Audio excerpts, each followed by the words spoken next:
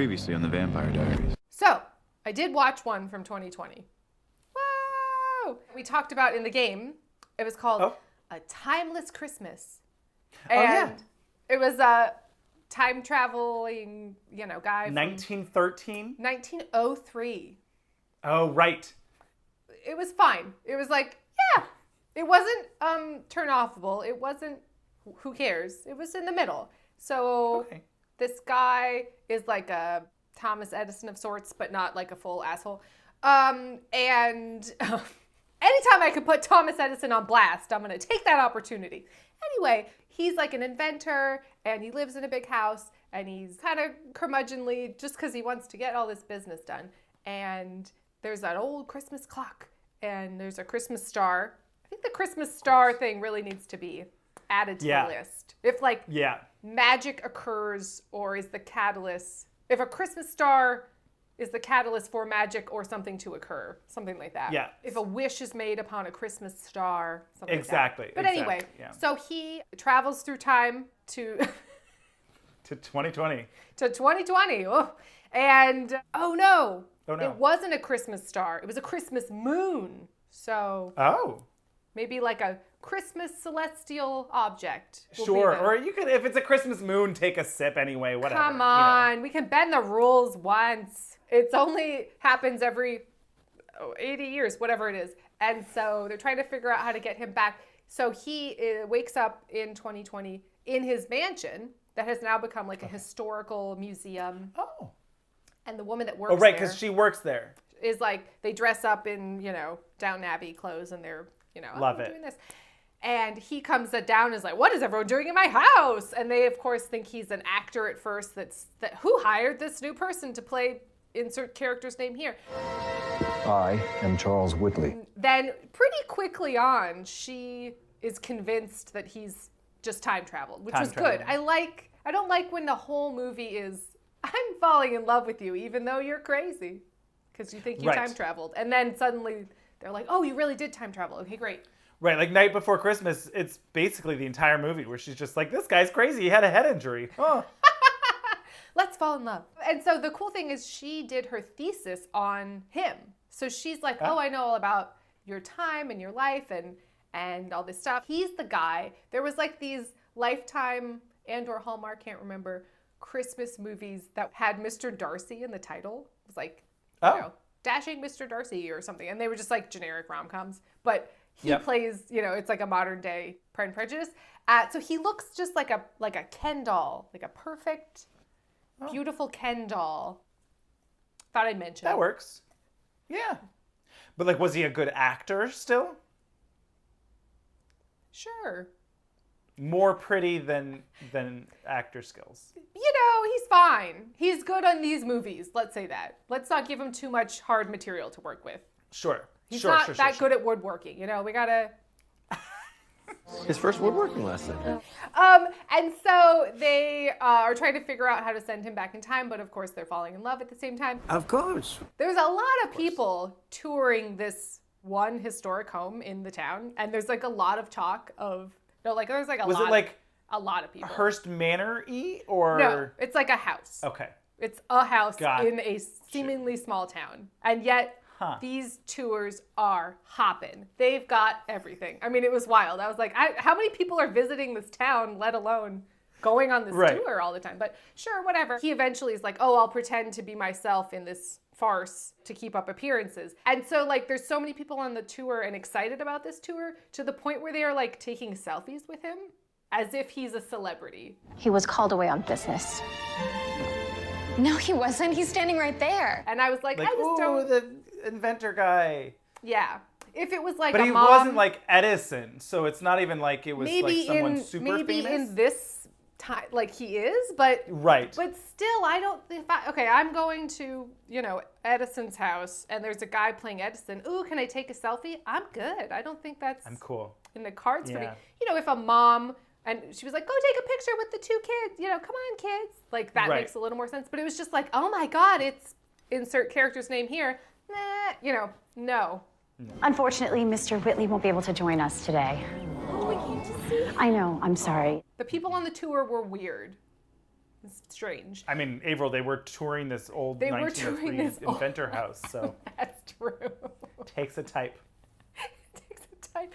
So then all I wrote down is this Harvey Fierstein museum lady. I don't remember that, but I wrote it down. Apparently, if you wind that clock just right, you'll find true love. I've wound that clock every week for years. Nothing. Well, she must have been talking like this. She talked like this in the museum, I suppose. So they have to track down this Christmas clock, and they do, and he's going to travel back to 1903, but then he realizes maybe he wants to stay with her. With her. Oh, because also he adapts to time travel, like, oh, got it, great. He also believes in time travel. And, like, that's a big leap from 1903 to, like, that's a big 2020. one. Yeah. Oh, cell phones, you say. Oh, I see. What is this camera box? You know, it's like, what's happening? So he's just like, I got it. Great. Nailing it. Let's be in love. So then they stay. He stays and they're going to be in love. And I think there was some sort of Christmas deadline about the museum going under, but I don't remember. Oh, of course. Of course. But then they, because he's there, he can help. I don't remember. There was a secret floorboard. It doesn't matter. It was based on a book, too. That helps. So it had a little more meat on the bone. So it was fine. It was cute. I was like, yeah, sure. Okay, cool. Well, speaking of inventors, I watched Jingle Jangle on Netflix. Oh, I saw the poster for that. Which is like a real movie. This was the one that was like, this is a real movie. Is it like Keenan Ivory Key in it or something? Yeah. Or Keegan-Michael Key. Oh, no. Yes. Keegan-Michael Key, not Keenan Ivory Wayans, which I now realize I conflated. Yes. Multiple names, and yes, he is. He plays the villain. Spoiler alert. That was, okay, so my biggest complaint, I would say, was that there was a great cast. Okay. But they jump across different timelines, and so a lot of the cast is not actually in a lot of the movie. So that's how you get a lot of big names. Well, sure. But like, come on. Anyway, it was Netflix. Pay for it. Anyway, it's a musical. Great. I really appreciate there's been a lot of musical Christmas movies this year. Anika Noni Rose is in it. She's amazing. She has only one number, which really pissed me off. But she belted and wailed so much that I would watch that for 47 minutes instead of the Mariah Carey Christmas. It was that good. I was just like, yes, bitch, work. I was gobsmacked by her talent, which I already knew, but like it was just like, yes, bitch, work. Alicia Rashad is in it. Love it. Forrest Whitaker plays the like inventor. So basically, it's the story of an inventor. Something goes wrong, and then fast forwards to he's now old. Everything in his life has gone poorly, horrible, and then Anika Noni Rose, her daughter, his granddaughter, comes at Christmas time, and everything is put back right the way that it was. So halfway through, or a third of the way through even, I was like, this is basically just like The Greatest Showman, but better and Christmassy. You mean good. Turns out. Not better. Well, right, good. yes. Good. Let's just be clear. Good. That movie was terrible. Yeah. No, this was The Greatest Showman, but good and at Christmas with people that can sing. And fabulous. So that, yeah. What a wonder. But it turns out the music was written by one of the people that did The Greatest Showman. So, well, if I could have heard what the lyrics of those songs were saying, I might have liked them. So Yeah, But so, like, it's this period kind of steampunky vibe, and the costumes, like I said, were just absolutely gorgeous and stunning and fabulous. All the cast was really good. The kids were good. I was, like, really impressed. Cool. And more than anything, this was the first kids movie in a while that had, like, that magical feeling. This little girl is learning to do math, and she's excited about math, and she's good at math. And I'm like, yes, you sing about this and get kids excited. I like this. Oh, good. The part that I liked the least, there's this doll that is brought to life. Okay. And that was what he wanted to make millions of them and sell them. And then the doll disappears, is stolen by... actually brought to life? Yes, so there's like a magical potion, and then it's like, ooh, hello, I can talk. I'm the voice of Ricky Martin. And he's Don Juan. What? They were trying to do like a Puss in Boots thing, right? A little bit, yeah. You are proof that there are fools. Fools, fools, fools, fools, fools, fools. I found it to be annoying. Okay. And that was the least successful part of the film for me. But whatever. I'm sure kids probably will enjoy it or whatever. Fine. Hey kids, you know what I want for Christmas? A Don Juan live Ricky Martin doll. What is that? Is he there to seduce you? I don't. I didn't get it. I didn't. Okay. However, they do have a toy at the end that's this adorable little Wally-looking robot called Buddy 3000, and I want one. It's They're like probably selling the them, cutest. by the way. They aren't yet, but apparently everyone wants them to. So I was like, this is where Netflix really needs to step up their like Disney game, where it's just like Disney would have that shit ready for Christmas on the store shelves. There was a whole thing about how with Mandalorian, they kept Baby Yoda so under wraps to surprise everyone that they didn't actually do any toys or what do you call it? Merchandise. Merchandising. Merchandising, where the real money from the movie is made. They didn't do any merchandising to keep it secret. So, but I don't think that was that wasn't the intent here. No. I don't think they expected people to have the reaction that they did. And I think it's a testament to the like magic, like I was saying, of the movie, where I was just like, I just felt really cheerful and nice and warm and fuzzy inside. Oh my God. One other thing that I have to talk about. So Anika Noni Rose shows up for like Christmas to pick up her daughter, and she's estranged from her father because he was an asshole and whatever. And she's like, I never heard from you. I just wanted to hear from you. And then he opens a chest drawer and basically is, I wrote you every day for a year. And it was that. And I was just like, what is this? It's just like the tied up letters. Is Joan Allen in there? Just like, it was literally just bundles of letters that I guess he decided not to send instead of rather having someone intercept them. The same exact, like, tearful. Wow. I was surprised it wasn't raining. It made me laugh. I wrote you every day for a year. What?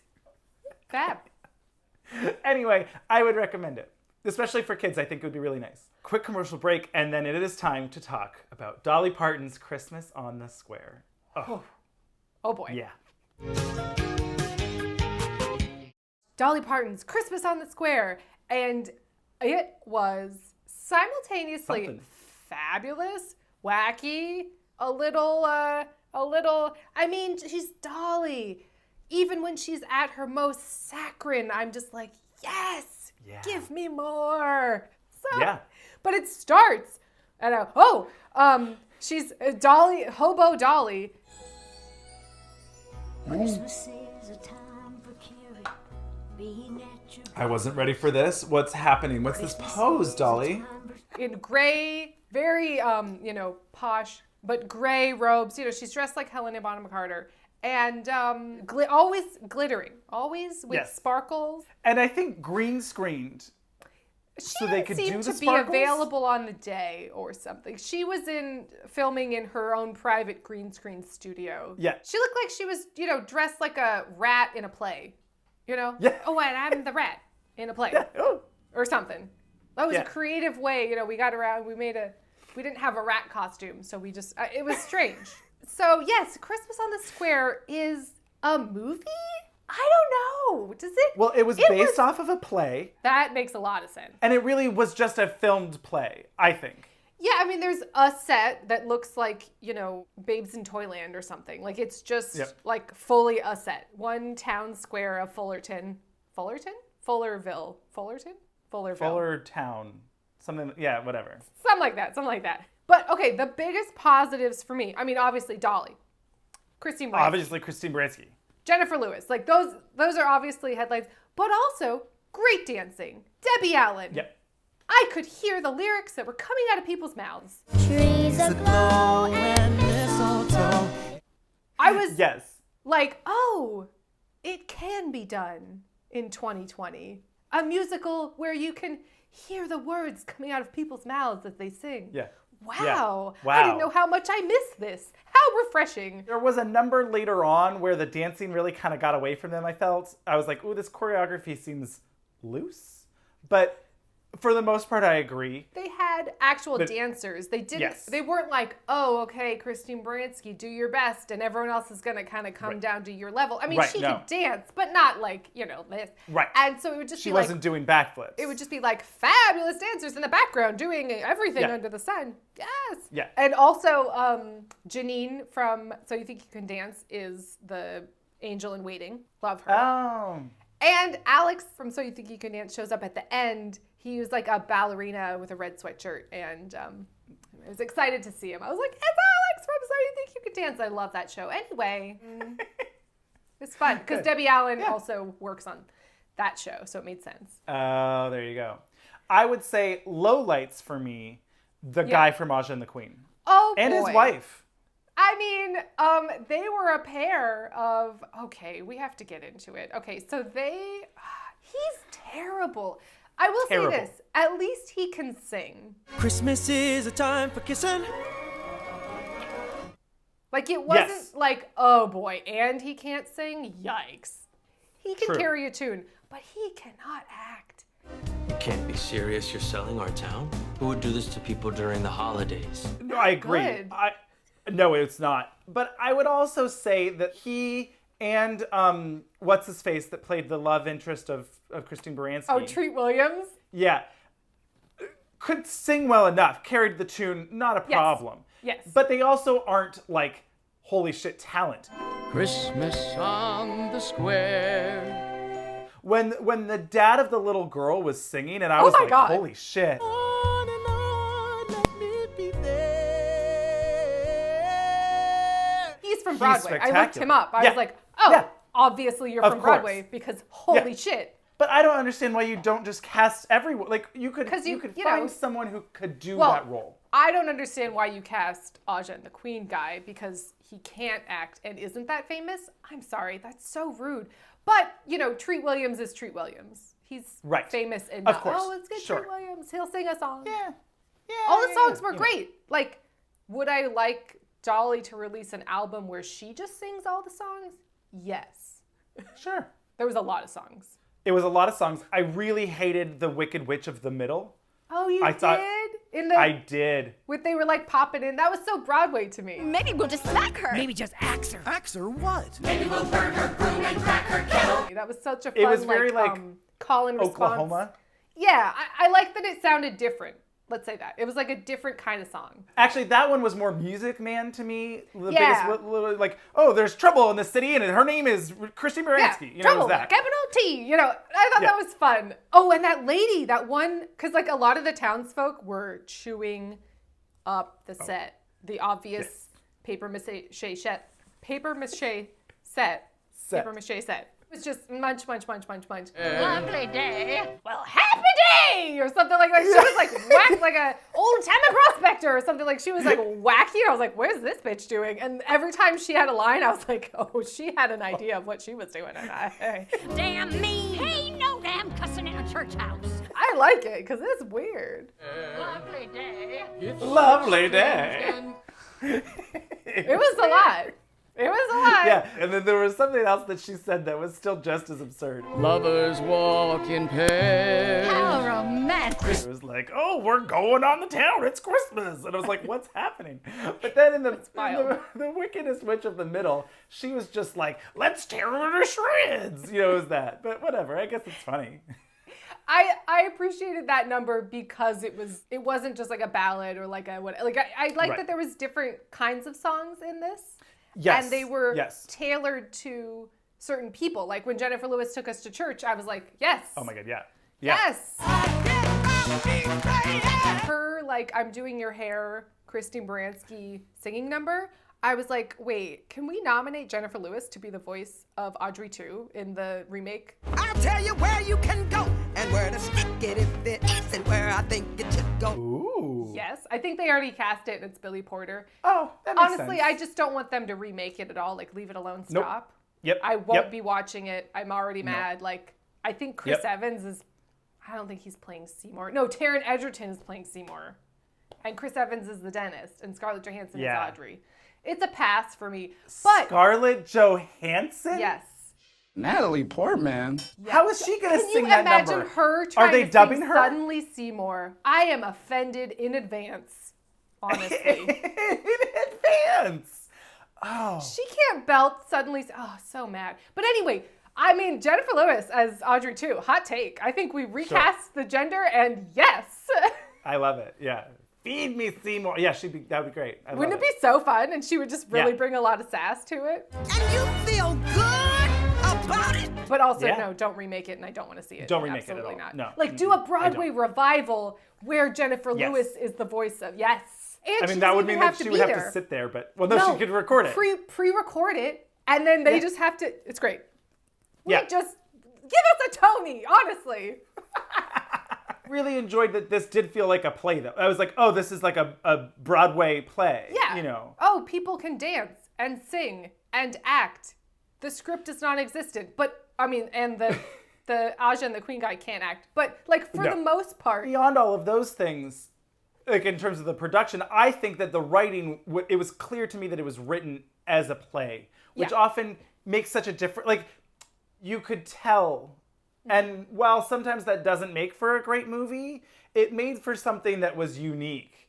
As a Christmas whatever, I was like, okay, this Our Town Ebenezer musical. It seemed to be. But then it got dark.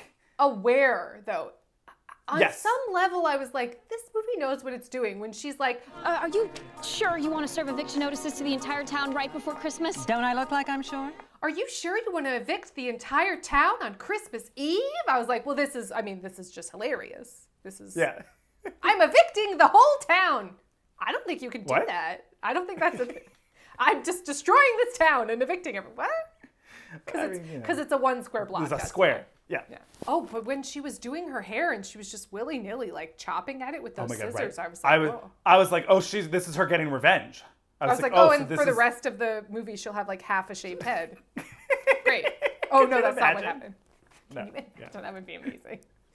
I want to talk about the little girl. I thought she was fabulous. I loved her. BTW FYI, my name's Violet, and I'm old enough to accept tips. Duly noted. What a breath of fresh air. She's like sassy and fun and not annoying, like little kid actor. I loved her instantaneously. And that was the point of the scene. Like Christine Baranski was supposed to be like, oh, fuck, she's great. Yeah.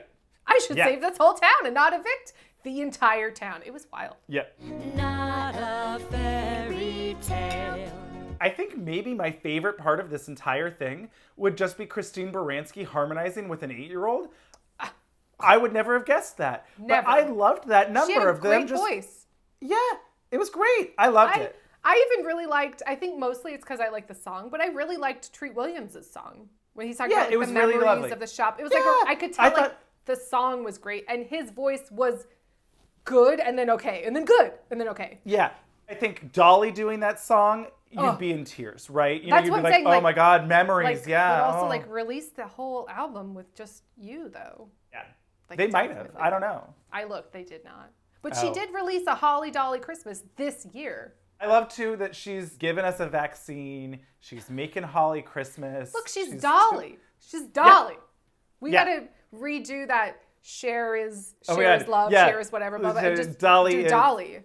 Also. Yeah, I love that. And also, that would probably stylistically work better.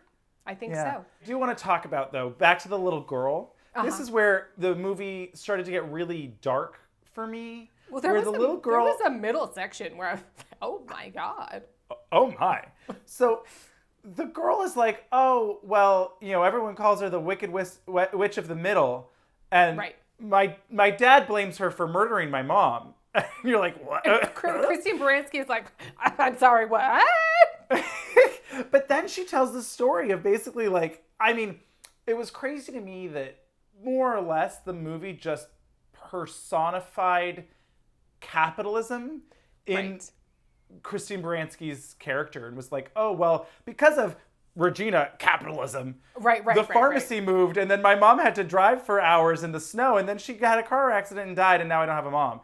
It was a lot. And there was no, like, I'm assuming her fever broke and she was fine without the medicine. But, I mean, oof, that could have been real rough. Sure. Yeah, the poor dad, right? So that was just a lot for me, and I was like, I don't know if we can redeem her character now, if we're supposed to believe that she and her greed led to the death of this woman, but okay. What I would say is, her intent was not to murder this woman. Of course. Happenstantially through her greedy, yes, should she atone in certain ways? Yes. She didn't drive her off the road, She wasn't like, Fair. oh, and then she, True. She didn't fix that bridge and it collapsed. It wasn't like that. Right.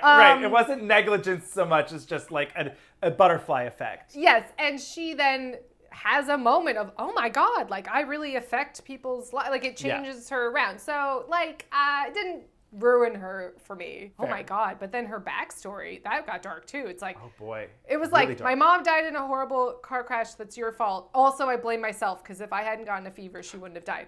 Then it's like medical tests for my possible... No! I was like, you're going to scare this child. Then it's like medical tests for my possible brain tumor that's causing these hallucinations of Dolly sitting on a fart cloud. I'm just going to say it. Sitting on a fart cloud. And then it's flashback to the 70s. I mean... This was when I was like, wait, can Debbie Allen direct the new West Side Story and not Steven Spielberg? Oh. By the way. Whatever happened with that? Because what's his face that's in it? Asshole rapey guy? The lead, Ansel Elgort. Oh no. Is gross. I didn't have an opinion about him. I never liked him, but now, oh no. But now I really don't like him. Yeah. Oh, what are they gonna do? Wow, Baby Drivers take another hit. Just another. Anyway, that's too bad. Unfortunate. Maybe they'll just scrap it, and then Debbie Allen can take all of the parts and not Ansel Elgort? Right, not Ansel Adams, the photographer. And redo Wait, what was it. that in? What? Does Ansel Adams is like the pictures famous of trees? Yeah. Yes. That was in one of these things that I watched. What was that? Oh, I know. It's one that we're going to talk about next. It's one that's coming up. Weird. So then it's the 70s, and she's at a dance and accidentally, through, star-crossed misfortune, thinks that young Treat Williams is not into her but into someone else, then meets a handsome stranger who was, honestly, what was happening with this guy? With the mustache and he made me feel pretty. And then she's like, we fucked. I got pregnant. It was a shit time. My dad... then made me give up the baby, and I hated him forever and moved away, and my life was terrible. And I was just like, my goodness, things happened quickly in this flashback. Yes. Wow. Now, question for you. Is it about lineage and heritage? Well, yes. Okay, we're going to get to it. But also, it was about the question of what did she think happened to her child? Because she made it seem like she thought her dad murdered this child. Well, I think he never told her who the baby was and just said, I'm having it adopted. So she had no concept of where it went or anything. So in her mind, it died, or whatever. Like it was, right. She had no way of knowing who this baby was or became. Well, and now, we can spoil the ending because who cares? But this was my real question. So it turns out, Guy from Aja and the Queen is her baby. Now, I have some things to say about that. But first, so it turns out the dad knew that was her baby, kept him living in the square, in the town, and so he got to appreciate his grandchild from afar, albeit not having a direct relationship with him. Right. And she but was never just told him. unaware. Well, he didn't know, and also she was completely unaware. And I was like, that's a real dick, unforgivable move for me. Yeah. Yeah. So I think she was like, oh, I forgive you, Dad. I was like, no, that's fucked up. Yeah. If we're talking about irredeemable characters, definitely the father, it seems. Right. So, okay, but so that doesn't make any sense. But also what doesn't make any sense is that the child of Christine Baranski and this handsome stranger would be Puerto Rican. Oh, because the Aja and the Queen guy, you mean? Right. Like, where did that come from? I was like, I'm sorry, but what? And I rewound it to be like, was this handsome stranger, of Puerto Rican descent in any way? He is not. And then the really funny thing is, oh my God, I looked it up. So in the goofs section of IMDb, someone wrote this really sassy goof. The audience is told at the end that a pale white girl and a pale white boy produced a Puerto Rican baby. This isn't physiologically possible. Someone should have caught this before releasing it. I was like, thank God for IMDb users. Goof. Someone should have known. That just makes me question why they cast him even further. Even more. Or just if we make the handsome stranger Puerto Rican. Sure. We see him for 4 seconds, you know, yeah, so it's he not like been it was anyone. you know, it literally could have been anybody. So that's what was, I was like, but why? Okay, sure. But also, who raised him? Right, we never find that out. It was odd. It seemed convenient and, you know, whatever. Because I genuinely, once she like secretly finds a Bible inside a lantern lighter thing. Right. It was like a whole thing. And once it starts to kind of be like, oh, she's going to figure out who her baby is, I was genuinely racking my brain. I was like, well, who? It's got to be someone we've met in the town. And I was like, well, obviously it can't be the minister because he is in fact Puerto Rican. And I was like, nope, it was. I was just like, there's no one. It must just be someone else. And then they were like, surprise, I'm your mom. And I was like, what?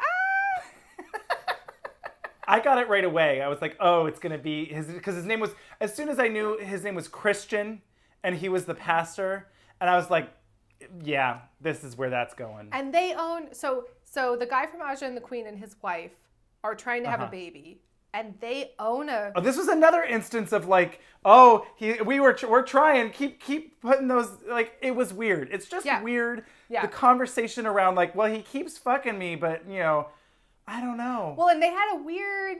All you have ever wanted to be was a husband and a father.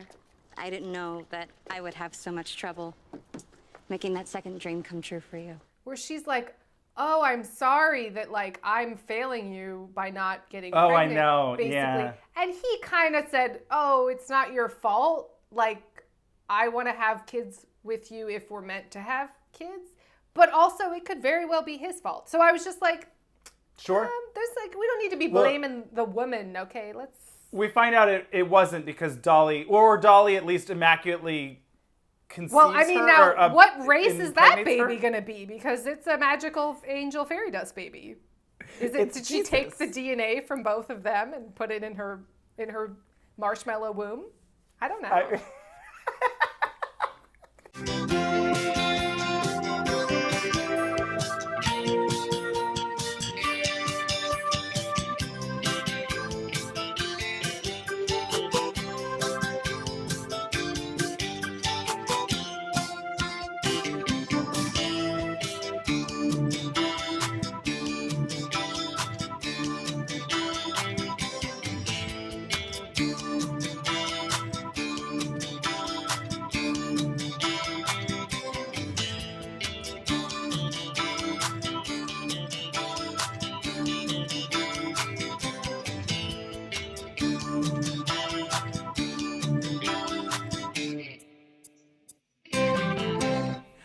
Oh, boy. But they own a baby clothing store? Yeah. Okay. And there was a woman buying something in the store the night they were packing up to be evicted. Thought it was weird. It was weird. Yeah. Remember Rear View Dolly? Oh boy, that was fun.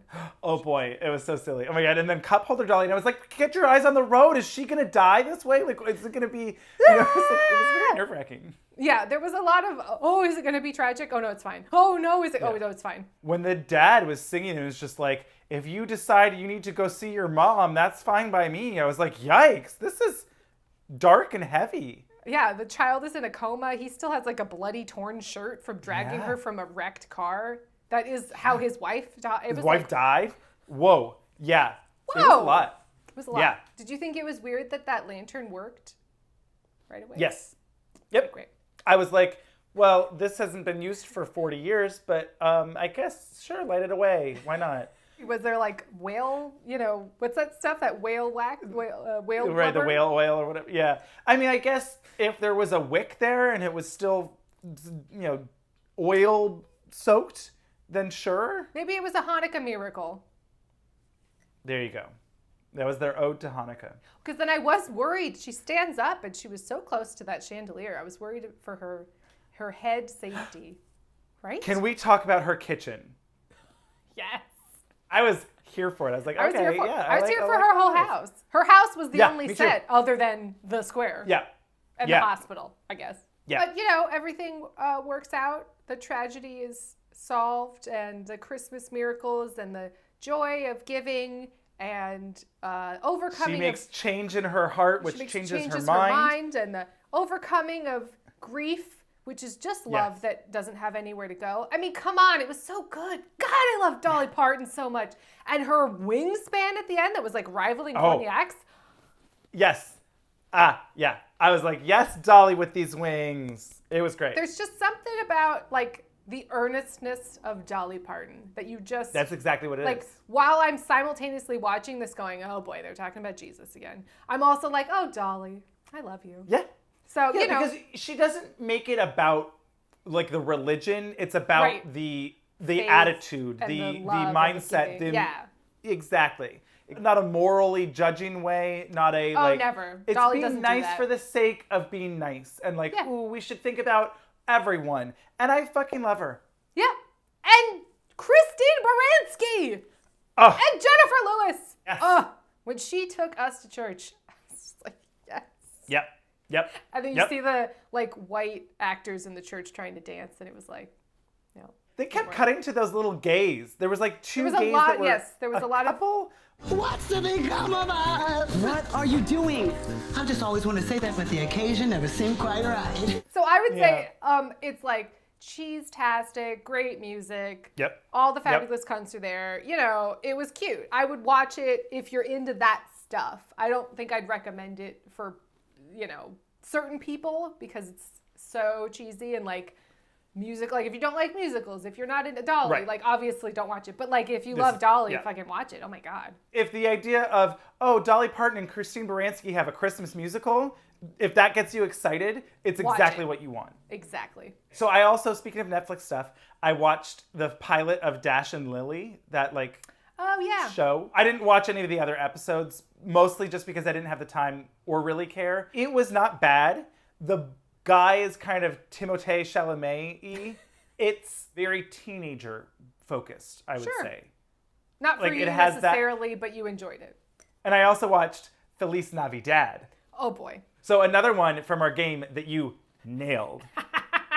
I will say, sorry, speaking of Mario Lopez, I watched A Recipe for Seduction, and it was exactly what you thought. It was very self-aware. A commercial? I mean, it was, strangely enough, it was not as commercially as I would have thought. I mean, obviously, like, he's playing Colonel Sanders, and they talk of chicken. What's the matter, Colonel Sanders? Chicken? But, like, it was basically just a 15-minute, like, condensed, cheesy Lifetime movie that happened to star Mario Lopez as Colonel Sanders. Although, actually, they never call him. This was a real missed opportunity. So his name, I guess the real guy's name, I'm not sure, is Harlan Sanders. Right. They never do, like, a big, like, what are you doing here, Colonel Sanders? Like, they never make that joke. Oh, I hated the Colonel with his wee beady eyes and that smug look on his face. Oh, you're gonna buy my chicken. Oh. They just keep calling him Harlan, and they say it, I'm gonna say conservatively 20 times in a 15-minute movie. Harlan. Harlan. Harlan. Harlan. Harlan. Harlan. Harlan. Harlan. Harlan. Harlan. Harlan. Harlan. Harlan. Harlan. Harlan. Harlan. Harlan. Yes, Harlan. They keep really overly pronouncing the D, and they're like, Harland. Harland. And it was really driving me crazy. So that was the takeaway. It was like very self-aware and just like, sure, yeah, okay. I wish like the Wet Hot guys wrote it. Like it needed to be that kind of like, what? Right. If you're going to do it as like a kind of spoof, make it a full spoof. Right. And so, it's 15 minutes. It's Mario Lopez with a mustache and people saying Harland. Harland. Harland. Harland. Yes, Harland. Now, I heard he was like a real horn dog in real life. Was that part of the story? I think I have heard that, but Colonel Sanders or Mario Lopez? Yeah. I've heard Colonel Sanders. I've heard tale of both horn dogs. That was not, it was basically just like, who's the new chef at the fancy palatial, you have to marry so-and-so because he's rich and our taxes and we're going under, but we can afford this like private chef. And then Harland walks in and, oh my gosh, and they get the feels, and then the mom and the fiance are fucking, and then, she has like a gay best friend. It was really lazy, but fine. I mean, but he was there. He was Sure. literally like, hey girl, like he was on the phone. He's like, hey girl, just getting ready for my date with the guy that I met at the farmer's market. I know, right? I'm about to go on a date with that guy I met at the farmer's market. Oh, right. I forgot about that. I'm getting country club ready because I'm meeting him at the country club. Gotta go. And it was just like, okay, what is that? What? I'm literally sitting in my car right now and trying to get country club ready. And then they kidnap him, and then they kidnap Mario Lopez, and then, I mean, the mom should have just really married the rich guy if they were fucking anyway. Why did he have to marry the daughter? Anyway, Harland. That sounds... Harland. Harland. There you go. The takeaway. Harland. When is this set? A McMansion in Calabasas was the setting. That was... But like, what year was it supposed to be? I'm modern confused. Day? So it's not an actual story of Colonel Sanders? No. Andrew, I mean, maybe you should just watch it, because it was just like, oh, hey, we're having dinner. This chicken is so good. Oh my God. You know I can't cook. It's our new chef, Harland. The chicken is delicious, Bunny. Oh, please. We both know I can't cook like this. It's my new chef. He's incredibly talented. So it's in no way a biopic. It's not like it's supposed to be historical about the actual person who started KFC. I don't believe so. No, he's played by Mario Lopez. I mean, I know, but like... No, I mean, he has a secret recipe. Secret's out, chicken man. That he's gonna make his fortune on, and, no, Harland. No, it was not. It was not. Okay, interesting. Okay, not where I thought. So, Feliz NaviDAD. Right. First half of this movie, I was like, wow, this is awful. Well, Melissa Joan Hart directed it, right? I think she directed it, and she's also in it, and she produced it. She cashed those checks, honey. But, like, the first half of it, I was like, I hate this. This is awful. The acting wasn't very good. Everything was just kind of like a mess, in all honesty. Halfway through, maybe, it starts to turn around, and I think the biggest thing that I appreciated about it was, like we were talking about with Dumbo Drop, Elephant Santa Drop, was that they took the time at least to Bigger than life. What was that? What was that? Bill Murray. Operation Dumbo Drop. Bill Murray elephant. No. There's 2 elephant movies. One of them's Operation Dumbo Drop, and one has Bill Murray in it, and it's like a buddy road pick with an elephant. Now he's got 4 days to get an elephant across America. I really appreciated that, like, they were showing Christmas traditions from a different perspective. So, like, they all sit down and they make tamales, and they, like, show this little white girl, like, oh, this is our Christmas tradition, and we used to have a reindeer piñata and whatever, and, like, it was fun. Now, they did talk like Giada De Laurentiis, where everything would be, like, normal, Valley Girl kind of whatever language, and then piñata would be, like, extra emphasized. We're going to make tamales. It was, like, all very just a little over the top, but... I did a year abroad in Barcelona. In Barcelona, exactly. It was that. A little bit. Just a little bit. But I appreciated all of that. It was lazily written for the most part, but there were little things that I liked that I was like, okay, I'll give this a shot. So cool. Overall, not very good, but there were parts that made it certainly watchable. Also, the auto-tune. The auto-tune on her and all of them singing. There was like this whole subplot of like a competition between her bells choir and like a cappella choir that carols around the town. And auto-tuned a cappella caroling was so awful. I was just like, oh. Dashing through the snow in a one-horse open sleigh. So, that's sort of the opposite of an a cappella situation. So that's odd. Who does he fall in love with? The music teacher that they hire? Well, yes, of course. Of course. We have to talk about a few more things because it was a mess. Okay, so there's this girl that comes back to town to help her father because her mother has recently passed. Mario Lopez is a principal. He's the cool principal at the school. And they like really do a lot to try and play that up. And I was like, not having it. Do they make like a Mr. Belding joke? No, not that I caught because I don't know what that means. I'm assuming that's from Saved by the Bell. It's from Saved by the Bell. Does he fall in love with Elizabeth Berkley, who lives down the street and is a music teacher? I mean, if it was Elizabeth Berkley, that'd be great, but no, it is not. Okay. It's some other blonde girl. And she was maybe okay. Her father was maybe the worst actor I've seen in any one of these movies. Wow. He seems nice. What? Oh, never mind. I didn't hear a word you guys said. Oh. Worse than the little girl from Candy Cane Lane? I'm sorry, she's a child, but... I want to go to Candy Cane Lane every year, forever, no matter what. No matter what. Worse than that. He was so awful. I hated him. So anyway, there's this whole thing with him, and he had way too much of a part in this movie for my liking. Mario Lopez's daughter puts him on like a dating app. Oh right, he's a mail delivery guy. So he like is the second job during the Christmas because he tells his daughter it's to raise money for her for a college fund, but instead it's actually because he's too sad to be not busy during the holidays because his wife died and the holidays remind him of her. And I was like, well, this is a lot, but I guess But maybe you they're spend more addressing time it. with your daughter? With your daughter and you talk about it. That's what they get to in the end. And Sure. Oh, we got to talk about these things and our emotions and dealing. I miss mom too. All of that. So he gets out of this truck. They're like playing in-sync Christmas music. It was weird. But he gets out of this truck and I'm like, okay, in this uniform. But then they were like acknowledging it in the movie and they're like, yeah, Well, how about his him in whole that thing. uniform, huh? That's like his Oh, whole... is it? Well, that's like, oh, Mario Lopez still looking hot. Look at those abs. He's a hairless wonder. Oh. That's like kind of his... They found a reason for him to take his shirt off, I'm assuming. No? I don't remember that. Wow, okay. But they do show a lot of his ass in the very tight delivery pants. And I was like, okay.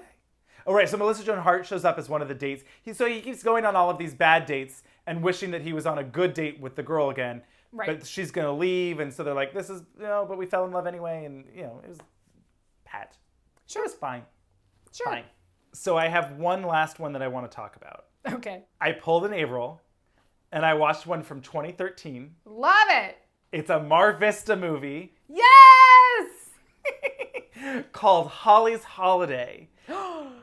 And let me tell you, so I was like scrolling through the Christmas movies on Hulu or whatever, and apparently at some point I had added this to my stuff. I think because there's two hot guys and the girl on the poster, and I was like, ooh, is this like a bisexual throuple? What's going on here? But no, that's not the case, of course. But one could hope. But anyway, I kind of loved this. Okay. So she is a busy marketing executive, which was the job du jour in 2013. Of course. Of course. There's a very cute, nerdy photographer guy who works in the office, and they're assigned a new huge ad pitch that they have to do Christmas Eve, of course. Of course. And they have to make a photo shoot to pitch them of like what love really means. They have this moment at a club and whatever, and they kind of fall for each other and they're having a really nice night. But she keeps walking by this storefront with this mannequin of like the perfect Christmas, and she's like, oh, gosh. wait, I watched the trailer for this because I edited together a horror version of A Very Nutty Christmas trailer. And I went, This is how I found the Mar Vista thread. I went, and because they all had the same voiceover. Kate's really having a busy time at work. It's the day before Christmas, and Allie's not feeling the spirit. Wendy Walton was in a rut. Jenna was a workaholic. Jennifer's really working hard at today. And Kate's a little wrapped up in her work. For Carrie Tate, the family business means everything. All Kayla wants for Christmas. Sandra Love is a small-town girl. When Emily inherited her grandmother's struggling bakery. Harold's got to do this weekend. It was like exactly the same every time, and it was hilarious. Good. And so I watched the trailer for this. The mannequin comes to life, but he's too perfect. He's too perfect. He's just like a big dumb himbo. So the guy that comes to life was in one that I watched last year where he's like a Christmas decorator with his brother. Oh, Twinkle All the Way. Twinkle All the Way. Oh, he was a terrible actor. He was a terrible actor. He's not great. Okay, I'm in. Okay, we had to talk about this. I'll see you in a bit.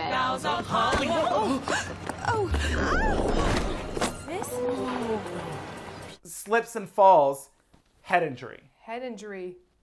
Love after So a head injury. she wakes up on the sidewalk, and there's the mannequin Prince Charming come to help her and whatever. You know what else was Mar Vista?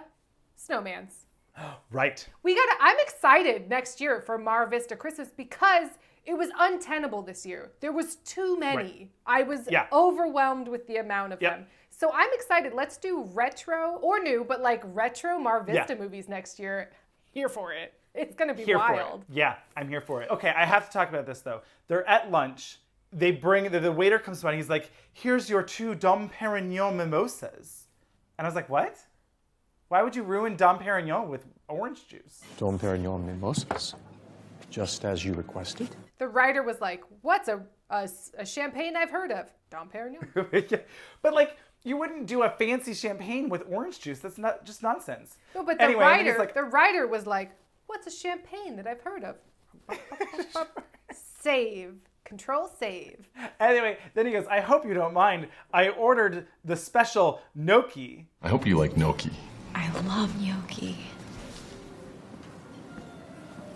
And thank God at least she goes, oh, I love gnocchi. But, you know, whatever.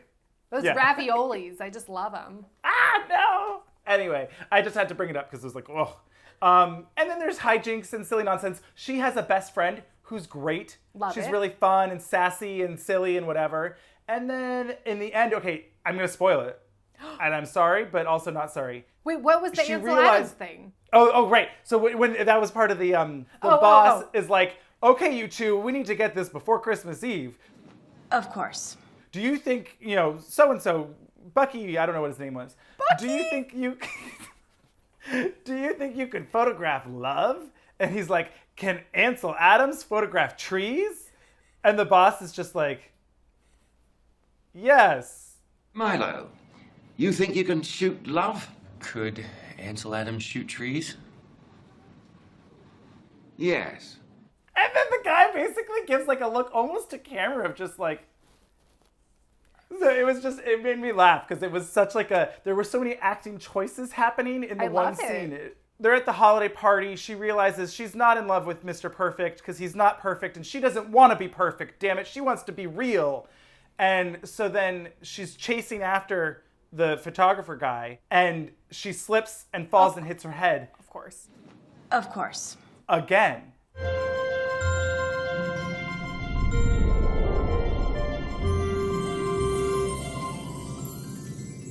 But then she wakes up in the hospital and it turns out the entire thing was a dream. She only hit her head the one time and she was in the hospital the entire time.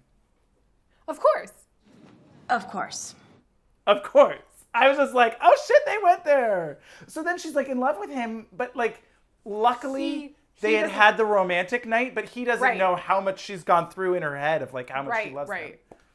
You know, love after a head injury. It's really reliable. Oh yeah. It's a great plan. So I'm just gonna go ahead and say I think this might be one of my favorite one of these kinds of Christmas movies. I love it. Wacky, good acting, charming people, good-looking people. I'm telling you, Mar Vista is an unmined treasure trove that we didn't realize, and I'm excited. I'm excited. Yeah, I'm here for it for next year. Yeah, it's gonna be great. Cheers to the end of 2020. Happy holidays. Cheers Christmas stars. Make a wish on that Christmas star. Or the Christmas moon, more like it. You better. So anyway, cheers. Cheers. Of course.